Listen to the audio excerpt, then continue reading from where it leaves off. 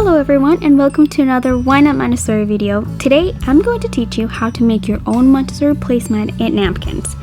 Having these table sitting guides will really help facilitate your grace and courtesy lessons as well as your winning table journey. So let's go ahead and get started.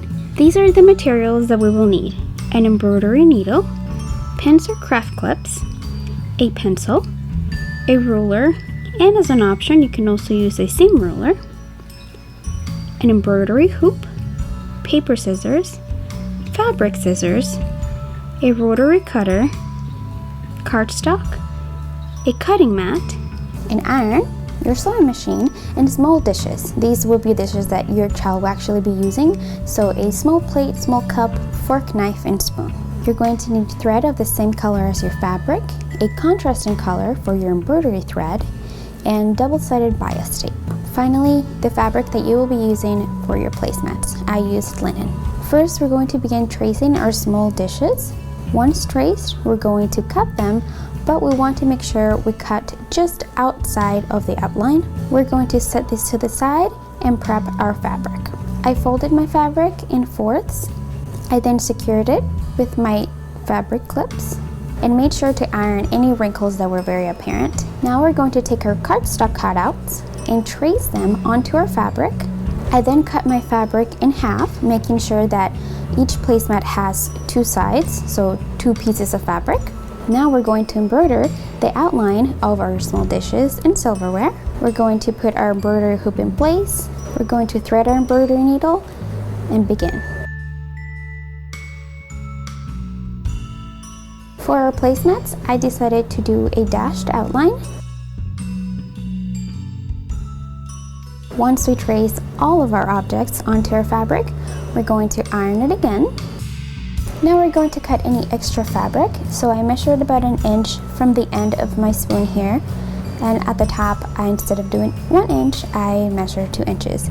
So the total measurements of my placemat were 11.5 inches in height by 18 inches in length.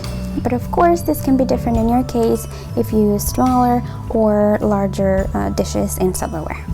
Now we're going to secure our fabric and get our sewing machine ready. So I'm changing all of our thread to the color black because it is the same color as our double-sided tape. In this case is black, but it can be whatever color you choose. First, we're going to open up our bias tape and we're going to be sewing right along that first stitch. We're going to secure our tape onto our fabric and start sewing about 2 inches down. Remember to sew down that first stitch. We also don't want to pull on the bias tape. We just want to keep it nice and flat. When we get to the corner, we're going to stop at about 1/4 inch before the edge of the fabric. We're going to lift our presser foot and sew at an angle off of the corner, and there is no need to backstitch here. Now we're going to take our bias tape and fold it on that angle, and then we're going to fold it back onto itself.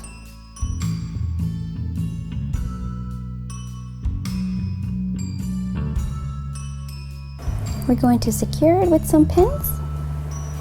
We're going to continue sewing along that first stitch, just like we did before.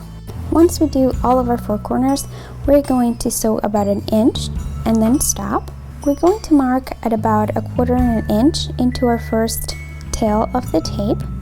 We're going to lay the other end of our tape on top, and we're going to mark right on top of the other line that we just made. So I just kind of eyeballed it here, but make sure this line is straight.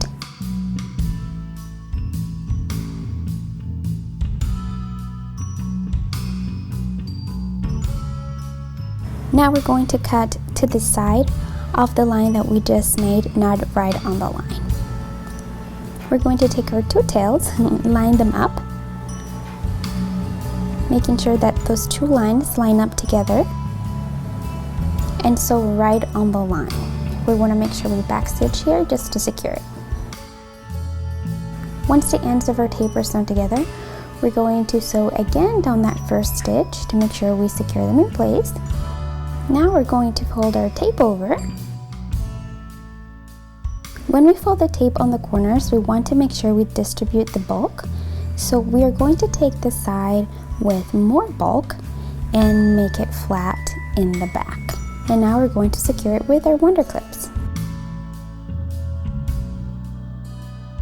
Once we have secured our tape onto our placemat, we're going to sew right onto the tape. I would say maybe 2 to 3 millimeters into the tape to make sure we catch our fabric and the other side of the tape underneath the fabric. We're going to sew all the way around and we're done. And this is what the placemat looks once done. I really love the double-sided tape all alongside. It just gives it a more polished look. And as you can see, I am not perfect and I don't know how to use the sewing machine very well.